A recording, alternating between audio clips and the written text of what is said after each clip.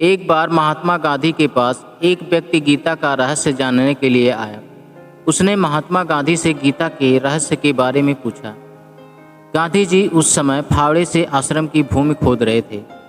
उन्होंने उस व्यक्ति को पास बिठाया और फिर से आश्रम की भूमि खोदने में लग गए।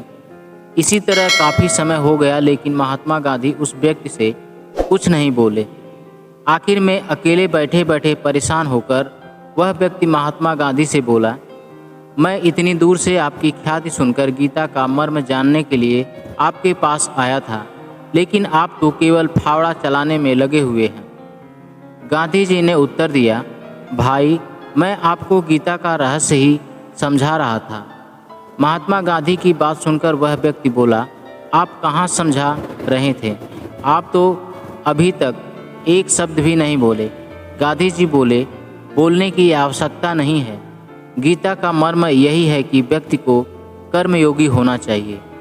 बस फल की आशा किए बगैर निरंतर कर्म करते चलो, यही गीता का मर्म है।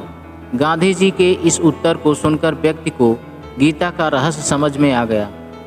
तो दोस्तों, व्यक्ति को फल की चिंता किए बगैर हमेशा कर्म करते रहना चाहिए। एक बार की बात है, एक किसान ने अपने पड़ोसी को भला बुरा कह दिया, लेकिन कुछ दिन बाद उसे अपनी इस गलती का एहसास हो गया।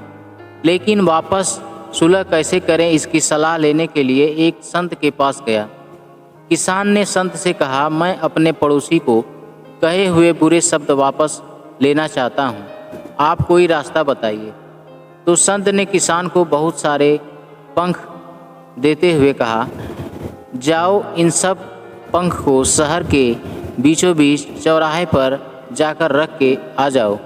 किसान ने संत के कहे अनुसार पंख रख कर आया और वापस संत के पास पहुंच गया। अब संत ने कहा, अब वापस वहां जाओ और सारे पंख समेट कर मेरे पास ले आओ। किसान वापस वहां चौराहे पर गया जहां उसने वो पंख रखे थे, लेकिन उसने जाकर देखा तो पाया कि वहां एक भी पंख नहीं बचा। सारे पंख हवा से इधर उधर उड़ गए। अब किसान वापस खाली हाथ लौटकर संत के पास आया और सारी घटना उनको बता दी। तब संत ने समझाया, यही घटना तुम्हारे शब्दों के साथ भी होती है। तुम अपने मुंह से उन्हें आसानी से निकाल तो देते हो, लेकिन उन्हें वापस नहीं ले सकते। तुम वापस उस आदमी से जाकर माफ़ी तो मांग सकते हो, लेकिन उसके लिए उसके दिल के अंदर कहीं ना कहीं चोट जरूर लगी रहती है, जो वह कभी नहीं भूल पाएगा।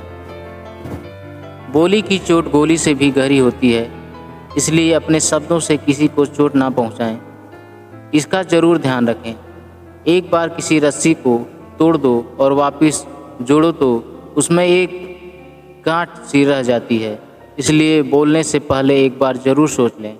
भले ही आप गुस्सा आ रहा हो, लेकिन कुछ देर शांत रहें, पहले इसके परिणामों के बारे में सोचें और फिर कुछ बोलें।